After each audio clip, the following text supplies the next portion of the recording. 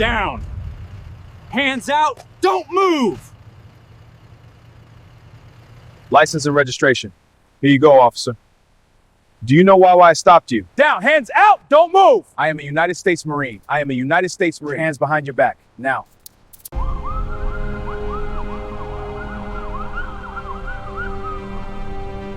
Wait, stop.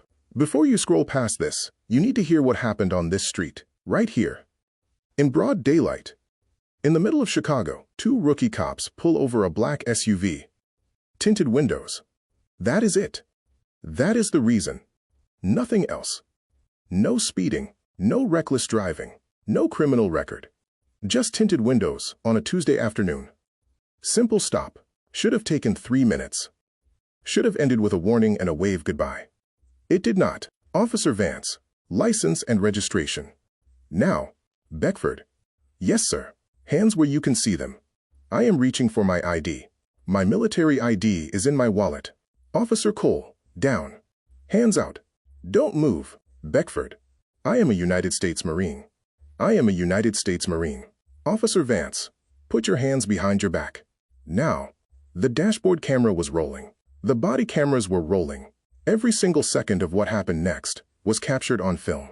And what those cameras recorded that evening is something that shook the entire Chicago Police Department to its core, cost the city $673, ended 2 careers in law enforcement before they even really started, and turned one man into one of the most important voices in the country when it comes to police reform. The man they pulled over that night was not a civilian. He was not just any driver on the road. He was a decorated United States Marine, a man who had served this country, a man who followed every single rule at that window. And none of it, not his credentials, not his compliance, not his uniform, none of it was enough to stop what happened next. This is the story the mainstream media does not want you to see in full. This is what actually happened. And by the time I am done telling it, you are going to be sitting there asking yourself one question. How does something like this happen in America? Before we get into it, where are you watching this from? Drop your city or country in the comments right now. And if you are not subscribed yet, hit that button. This channel brings you the real stories, the ones that get buried, the ones that get forgotten. And trust me, you do not want to miss what comes next. Cody Vance and Justin Cole had been on the force for 7 months. 7 months of early mornings, 12-hour rotations, and the slow, grinding realization that police work was nothing like what they had imagined it would be. No high-speed chases, no dramatic standoffs, just traffic stops, noise complaints, and the occasional domestic call that left them both unsettled for days afterward but never talking about it. They were rookies in every sense of the word. Fresh out of the academy, still pressed and eager, still hungry for the kind of moment that would prove to themselves and to everyone watching that they belonged. Their training officer had rotated out 3 weeks prior, which meant they were now on their own. 2 young men in uniform, armed and authorized, patrolling streets they barely knew, looking for something to justify the shift. It was a slow Tuesday, the kind of evening where the radio stays quiet and the hours stretch thin. Vance was driving. Cole rode shotgun, one arm resting on the window frame, eyes drifting lazily across the streetscape. Neither of them said much. They didn't need to. There was an unspoken agreement between them, an understanding that the night needed to mean something. They just hadn't found their moment yet. That changed when the black SUV passed them on State Street. It was Cole who noticed first. A subtle catch of the light against the rear glass, the kind of detail that most drivers would never clock. But the academy had drilled it into them. Window tint violations were everywhere, and they were easy.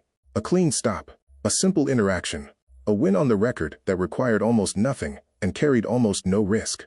Or at least, that was how they had been taught to think about it. Vance glanced over. Cole nodded. No words were exchanged. Vance flipped on the lights. What neither of them understood, what their training had failed to prepare them for, was that not every routine stop is routine. That the assumptions you carry into an interaction shape everything that follows. That a black SUV with tinted windows on a Tuesday evening in Chicago is not, by default, a threat. And that the man behind the wheel might be carrying something far heavier than anything they had ever encountered on the job. Not a weapon, not contraband, but a lifetime of service, sacrifice, and an unshakable belief that the system he had bled for was supposed to work. They didn't know any of that yet. They were about to find out the hardest way possible. Beckford saw the lights before he heard anything. A flash of red and blue in the rearview mirror, quiet at first, almost polite, the way the city hums at dusk when no one is paying close attention. He glanced up, registered what it meant, and felt something settle in his chest. Not panic, Not even a surprise. Something older than both.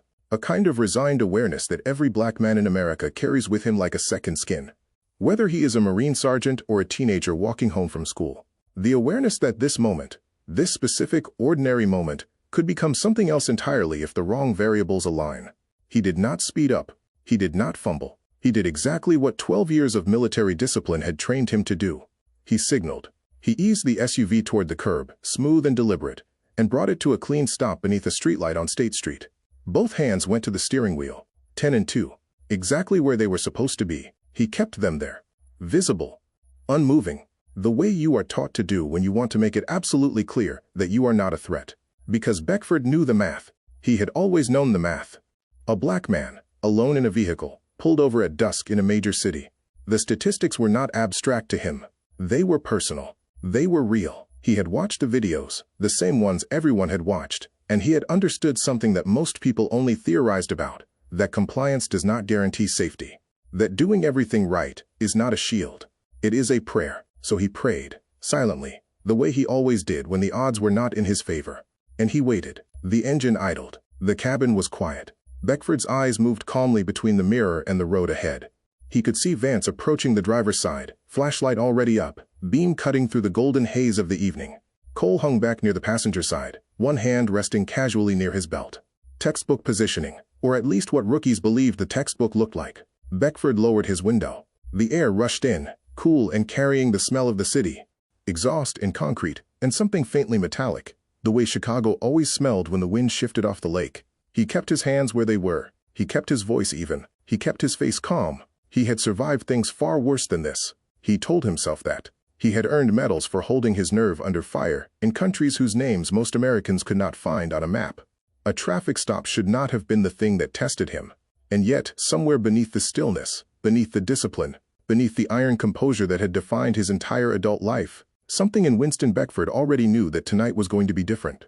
Vance leaned down to the window, flashlight angled just below his eyeline the way the academy taught him, low, controlled, but never pointed directly at the driver's face. At least not yet. He opened his mouth to begin the standard script. License and registration. The words that had been drilled into him 100 times over. The ritual that was supposed to make every stop feel routine, feel manageable, feel like something he was in control of. But Beckford spoke first. His voice was calm. Not rehearsed calm. The kind of calm that comes from years of speaking to people in high-pressure situations and knowing that tone matters more than words. He told Vance, clearly and without hesitation, that he was a United States Marine, that he was carrying a legal firearm, that his military ID was in his wallet, and he was going to reach for it now, slowly, with both hands visible if that was all right. It was not a request. It was not a challenge. It was a disclosure. The exact protocol that every use of force training manual in the country recommends. Beckford had done everything correctly. He had done everything the system asked him to do. Vance hesitated. Something flickered across his face. Not recognition, not alarm, but a kind of mild irritation, the way a person might react when a script they had memorized is suddenly interrupted. He had not been expecting this. The academy had not spent much time on scenarios involving military personnel. The scenarios they practiced were simpler. Easier. They involved civilians who either complied quietly or resisted openly, and the line between the two was supposed to be obvious. This was not obvious to Cody Vance. He glanced back at Cole, who had shifted slightly, his posture tightening almost imperceptibly. Cole shook his head, a small, quick motion that said nothing and everything at the same time. Don't make this complicated. Just get the documents and move on. But neither of them moved to verify what Beckford had just told them. Neither of them called it in to dispatch. Neither of them asked for the military ID that Beckford had openly offered to produce. The information was there, hanging in the space between them like a door that could have been opened, and both men walked right past it. Later, this would become one of the most damning details in the entire case. The moment Beckford identified himself, the stop should have shifted. The dynamic should have changed. A simple radio call, 30 seconds, maybe less, could have confirmed everything he said and ended the encounter before it began. Instead, Vance straightened up, his jaw set, and he told Beckford to step out of the vehicle. The calm in Beckford's chest did not waver, but something behind his eyes did. Something quiet and ancient and deeply tired. He had seen this before. Not to him, not like this. But he had seen it in the faces of men he served with, in the stories that traveled through barracks and mess halls, and late-night conversations that never made it into any official record. The moment when the system you believed in turns its back on you. He unclenched his hands from the wheel. Slowly, and he stepped out into the evening air. The next 45 seconds happened faster than anyone involved could fully process in real time. But the body camera caught every frame, every word, every movement. And when the footage was reviewed, weeks later, in offices and courtrooms and conference rooms lit by fluorescent light, it would become the clearest and most devastating evidence of what went wrong that night on State Street. Beckford stepped out of the SUV the way he did everything, controlled, deliberate. His hands stayed visible. His movements were slow and telegraphed, the kind of body language that any trained officer should read as cooperation. He was not resisting. He was not threatening. He was doing exactly what he had been asked to do. It did not matter. Cole moved first. His voice came sharp and loud, louder than the situation required, louder than any de-escalation protocol would suggest. Down, hands out. The commands came fast, stacked on top of each other, leaving no space for compliance before the next one landed. Beckford, to his credit, responded to each one. His hands went up. His voice stayed level. He repeated it again, clearly, firmly. "I am a United States Marine." And then Vance's hands were on him. The grip came from behind, firm, practiced, the kind of hold that academy training drills into muscle memory. Beckford felt his arm being pulled back, felt the cold edge of a handcuff click around his wrist before he fully registered what was happening. He did not fight it. He did not pull away. He went down to his knees the way the officers demanded, and then he went down further, onto the concrete, face first, chest pressed against the pavement of State Street, while the traffic light above them cycled through green and green again, indifferent to what was unfolding beneath it. For nearly 20 minutes, Winston Beckford lay face down on the sidewalk in handcuffs. 20 minutes. The number would later become a symbol, a shorthand for everything that had gone wrong in that encounter. 20 minutes was long enough for a passing stranger to pull out a phone and film. Long enough for the concrete to leave marks on his chest and forearms. Long enough for the adrenaline to wear off and the reality of what was happening to settle into his bones like something cold and permanent. He did not scream. He did not curse. He did not beg. He lay still, the way a Marine lies still when there is nothing left to do but endure. And he breathed, slowly and evenly. And he waited for someone, anyone, to see what was right in front of them. Because the answers were there. His credentials were in his wallet, inches away. His military ID, his service record, everything that would have told Vance and Cole exactly who they had just put on the ground. Everything that could have stopped this, before it started. No one had looked, not yet. It was Cole who found it. He was going through the wallet. Standard procedure during a traffic stop, he told himself, though the stop had long since stopped being standard by any definition that mattered. His fingers moved through the cards and receipts and folded papers the way they had been taught, looking for a license, looking for registration, looking for anything that would justify the next step in a process that had already spiraled far beyond what either rookie had anticipated when they first flipped on those lights. And then he saw it. The military ID was right there, sitting in the wallet like it had been waiting, because it had been. Beckford had told them it was there. He had told them before he stepped out of the car. He had offered to hand it over. And for 20 minutes, while a decorated Marine sergeant lay face down on the concrete in handcuffs, no one had bothered to look at it. Cole pulled it out, held it under the flashlight beam, read it once, then read it again, slower this time, the way you read something when the words don't immediately match the story your brain has already written. United States Marine Corps. Sergeant. His eyes moved to the photograph, then back to the man on the ground, then back to the photograph again. The blood drained from his face. It was not a dramatic thing, not the way it would later be described in depositions and news reports and late-night commentary videos. It was quieter than that. A subtle shift in the color of his skin, a slight slackening of the jaw, the kind of micro-expression that only someone watching closely would catch. But Vance was watching. He had seen Cole's posture change, had seen the way his partner's hand had gone still around the wallet, and he knew, before a single word was spoken, that something had just gone very, very wrong. Cole looked up. His mouth opened, but nothing came out at first. The badge sat in his palm, like a small, heavy thing. Not just a piece of identification. A mirror. A reckoning. Proof, held in the hand of one of the men who had put a United States Marine on the ground, that every instinct they had acted on that evening had been wrong from the very first moment. Beckford, still face down on the pavement, said nothing. He did not need to.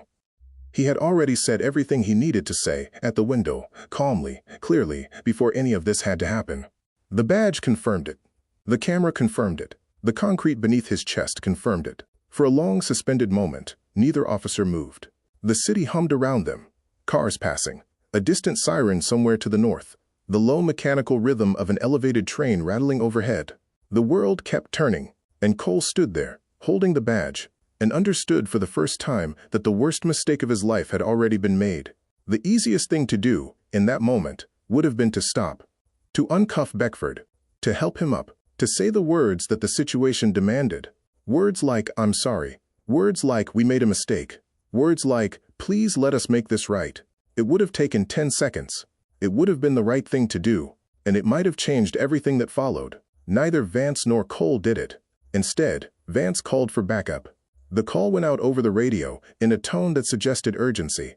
Not the calm, routine urgency of a traffic stop that had gotten slightly complicated, but something sharper. Something that implied danger. Something that, to anyone listening on the other end, painted a picture of a volatile situation that required additional officers on the scene. It was the kind of call that brings units from 3 blocks away. The kind of call that draws attention. The kind of call that makes it harder, not easier, to quietly undo what has already been done. There is a psychology to this. Researchers and use of force experts would later explain it in interviews and academic papers and congressional testimony. It is called escalation commitment, the idea that once a person has invested enough energy into a course of action, they will continue down that path, even when the evidence clearly shows it is wrong. Because stopping means admitting the mistake. And admitting the mistake, especially in front of a camera, especially in front of backup units that are now arriving on the scene, feels worse than doubling down. So they doubled down. The backup arrived within minutes. 2 more units, 4 more officers, all of them responding to a call that framed the situation as something it was not. None of them knew, when they stepped out of their vehicles, that the man on the ground was a Marine sergeant. None of them had been told about the badge sitting in Cole's hand.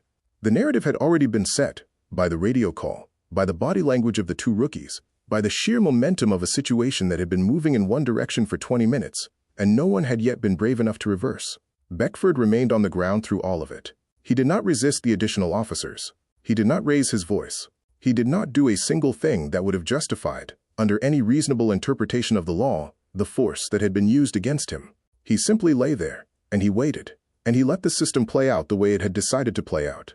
Because he understood, with a clarity that came from years of serving inside that system, that the damage had already been done. The badge was still in Cole's hand. No one had mentioned it to the arriving officers. Not yet. The phone call that ended careers came the next morning. It did not come from a lawyer. It did not come from a journalist, or a civil rights organization, or a member of the city council. It came from the Marine Corps. Specifically, it came from a commanding officer, whose name would never be made public, but whose tone, according to the Chicago police chief who received the call, was described in one internal memo as decidedly not friendly. The chief had been briefed on the incident by the time the sun came up. Someone on the night shift, a sergeant, a dispatcher, someone with enough awareness to understand the magnitude of what the body camera footage showed, had flagged it internally before dawn. By 6 in the morning, the footage had been reviewed by 3 separate supervisors. By 7, it had reached the chief's desk, and by 8, the call from the Marine Corps had come in. The conversation was brief. The message was clear. A decorated sergeant in the United States Marine Corps had been handcuffed and held face down on a Chicago sidewalk for 20 minutes after identifying himself, after disclosing his legal firearm, and after following every protocol that any law enforcement interaction requires. The Marine Corps wanted answers. Not tomorrow. Not next week. Now. The chief hung up the phone and sat in silence for a long time. What followed was not a negotiation. It was not a slow-moving bureaucratic process. It was swift, precise, and remarkably public.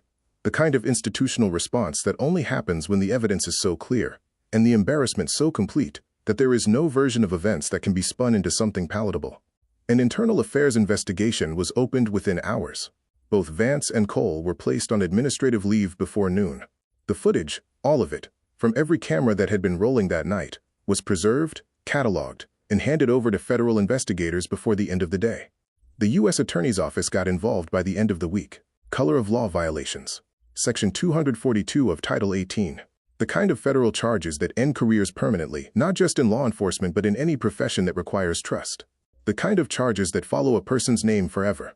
Inside the department, the mood shifted overnight. Officers who had never questioned the way stops were conducted suddenly found themselves in mandatory retraining. Supervisors who had signed off on loose protocols without a second thought were now being asked, publicly, formally on the record, to explain exactly how something like this had been allowed to happen. The department's use of force policies were rewritten from the ground up, with input from the Marine Corps, the U.S. Attorney's Office, and a civilian oversight board that had been recommended for years but never given real authority until now. Beckford himself said very little in the days that followed. He did not give interviews. He did not post on social media. He sat with his family, in the quiet of his apartment, and let the weight of what had happened settle into something he could carry. Because Winston Beckford understood something that most people in this story did not. The fight was not over. It was just beginning. The settlement was announced on a Thursday afternoon, in a press conference held on the steps of City Hall, under a sky so gray it looked like the city itself was trying to disappear. $673. The number was large enough to make headlines, large enough to feel like justice to anyone watching from the outside. But Beckford, standing quietly at the back of the room when the announcement was made, did not look at it that way. Money had never been the point. It had never been the point for him. Not from the first morning he woke up after the incident and decided, with the same quiet resolve that had carried him through basic training and deployment and every hard thing that came after, that he was not going to let this be the end of the story. Vance and Cole were terminated within weeks of the investigation's conclusion. Their careers in law enforcement were over, not suspended, not reassigned, but finished. Federal charges followed shortly after. The trial was not long. The body camera footage did most of the work. By the time the verdicts came down, neither man was surprised. The evidence had been clear from the moment Cole had held that badge in his hand on State Street and understood, in the silence of that realization, that there was no version of that night that ended well for him. Beckford watched the proceedings from a distance. He attended the sentencing, sat in the gallery, and said nothing publicly before or after. He had made his statement already, not in a courtroom, but in the way he had carried himself on that sidewalk, and in every decision he made in the months that followed. Because Winston Beckford did something that few people in his position would have done. He took a portion of the settlement, a significant portion, one that raised eyebrows in every room where it was discussed, and he donated it. $1 million went to a legal aid fund, established in his name, designed specifically to help civilians who had been subjected to excessive force and color of law violations, but who could not afford the kind of legal representation that made cases like his visible to the public. It was not charity. It was architecture. He was building something. A structure that would outlast the headlines, outlast the news cycle, outlast even his own story. He became, in the months that followed, one of the most sought-after voices in the national conversation around police reform. Not because he was loud, not because he was angry, but because he was credible in a way that very few people could be. He was a Marine. He had served his country. He had followed every rule, and the system had still failed him. When Winston Beckford stood in front of an audience and talked about what needed to change, people listened, not out of sympathy, but out of respect. The Chicago Police Department implemented 14 new policies in the year that followed the incident. Mandatory de-escalation training, automatic review of any stop involving a disclosed firearm, independent oversight of rookie officers during their first year. Each one bore the fingerprint of what had happened on State Street that Tuesday evening. And somewhere in Kingston, Jamaica, on a small street where the roof still leaks when it rains, a woman watched her son on television and understood, for the first time in a very long while, exactly what kind of man she had raised. Now you know the full story. You know what happened on that sidewalk. You know what it cost. And you know what one man decided to do about it. Stories like this one don't get told enough. The media moves on. The headlines fade. But the people behind them, the ones who actually lived it, they don't disappear. If this story hit you the way it hit me, if it made you feel something you weren't expecting to feel tonight, then do me one favor. Hit that subscribe button. Right now. Don't scroll past it. This channel exists to bring you the real stories. The ones that get buried. The ones that get forgotten. The ones that matter. And I promise you, there are more coming. Stories just like this one. Stories you need to hear. So subscribe, turn on that notification bell, and make sure you never miss a single one. I'll see you in the next video.